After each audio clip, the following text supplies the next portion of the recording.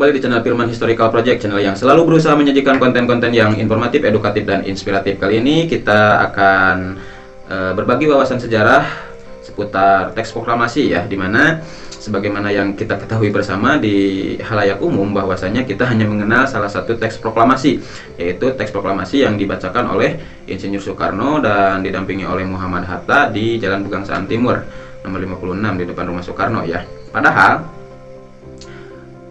bagi yang belum tahu, justru teks proklamasi itu ada tiga konsep teks proklamasi yang disiapkan oleh para pejuang pergerakan kemerdekaan Indonesia pada waktu itu. Jadi bukan hanya satu ya. Yang pertama sudah saya bahas di video sebelumnya ya, ketika live streaming kalau nggak salah, bahwasanya selain dari teks proklamasi yang dibuat di rumah Laksamana Maeda oleh Ahmad Subarjo, Muhammad Hatta, dan Insinyur Soekarno, sebetulnya sebelum kita merdeka juga sudah disiapkan teks proklamasi atau pernyataan kemerdekaan, yaitu oleh Badan Penyelidik Usaha-Usaha Persiapan Kemerdekaan Indonesia pada sidang yang kedua ya. Itu sudah disiapkan, yaitu tiga alinea pertama dalam Piagam Jakarta. Nah itu adalah teks pernyataan kemerdekaan yang sudah disiapkan. Kemudian yang ketiga, nah ini yang jarang diketahui ya. Jadi teks proklamasi itu sekali lagi ada tiga ya, yang disiapkan oleh para pejuang kemerdekaan. Nah yang ketiga itu disiapkan atau ditulis oleh Sultan Syahrir. Jadi Sultan Syahrir juga sudah menyiapkan teks proklamasi. Kita ketahui kan pada waktu itu posisi Indonesia serba tokoh-tokoh pergerakan itu serba dilematis ya. Dilematis dalam artian tentu semuanya sepakat ingin segera memerdekakan Indonesia, itu adalah tujuan semua tokoh-tokoh pergerakan bangsa Indonesia. Namun yang dimaksud dengan dilematis ini banyak sekali perbedaan-perbedaan dalam cara mencapai kemerdekaan tersebut ya. Dalam cara mencapai kemerdekaan tersebut, karena memang dari berbagai tokoh pergerakan bangsa Indonesia itu ya beda kepala kan, beda isi gitu kan, dan beda cara. Ada yang menggebu-gebu, ada juga yang memperhitungkan segala hal, ada yang beraliran ini, beraliran itu kan dalam hal politik memperjuangkan kemerdekaan Indonesia. Nah, Sultan Syahrir juga sebagai salah satu tokoh dari kalangan para pemuda atau golongan muda juga sudah mempersiapkan teks proklamasi, karena beliau suka mendengarkan ya siaran BBC melalui radio. Ketika Sultan Syahrir mengetahui kekalahan Jepang, walaupun Jepang belum menyatakan kekalahannya, tapi Sultan Syahrir sudah mengetahui bahwa Jepang itu sudah luluh lantak dan kemungkinan besar sudah kalah. Beliau segera melakukan berbagai tindakan-tindakan yang diperlukan ya, termasuk salah satunya mempersiapkan teks proklamasi.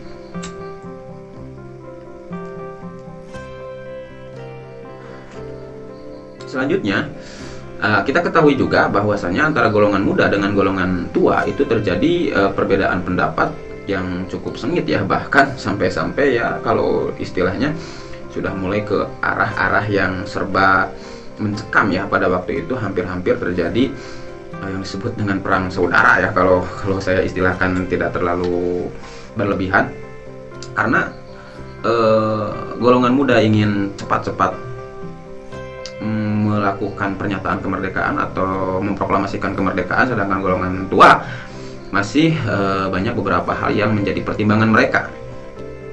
Kemudian selain itu, golongan muda juga beranggapan bahwa pernyataan kemerdekaan Indonesia tidak lantas harus menunggu persetujuan dari PPKI, karena golongan muda beranggapan bahwa PPKI itu adalah bentukan Jepang. Kalau kita, kata golongan muda, tergantung kepada keputusan hasil musyawarah sidang PPKI, maka tentu itu akan memberikan image kemerdekaan kita itu diberikan oleh Jepang. Walaupun kita ketahui kan Jepang ingin memberikan kemerdekaan kepada Indonesia, terlepas itu benar atau bohong dari Jepang atau hanya sebuah janji manis belaka, namun image atau prasangka tersebut sangat ingin dijauhi oleh golongan muda.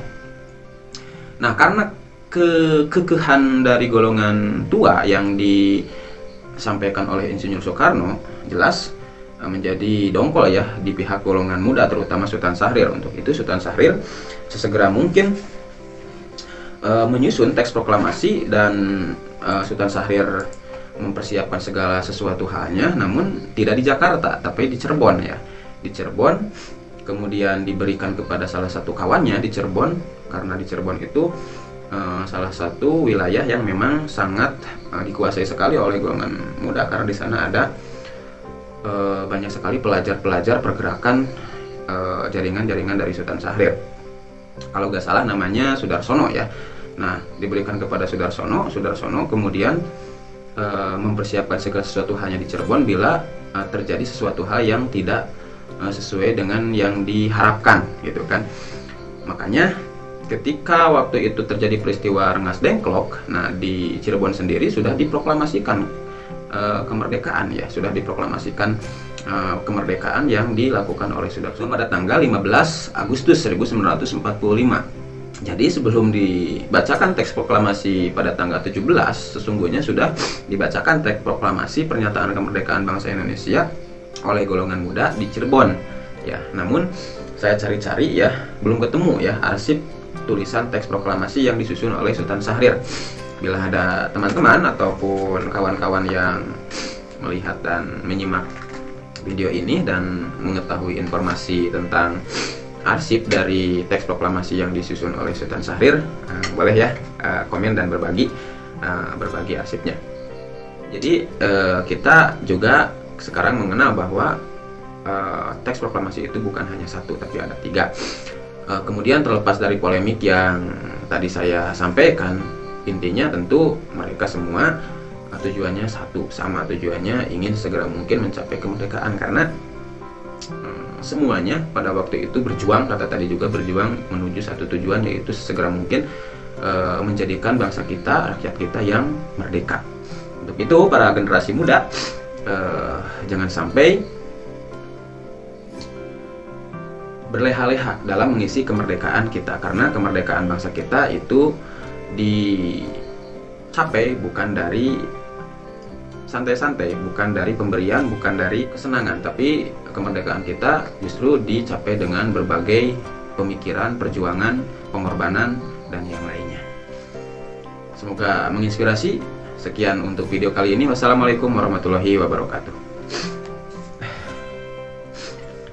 Mohon maaf kurang semangat, subscribernya belum nambah-nambah. Tolong di subscribe ya, support terus channel ini agar saya lebih bersemangat menyajikan konten-konten yang informatif, edukatif, dan inspiratifnya. Assalamualaikum warahmatullahi wabarakatuh.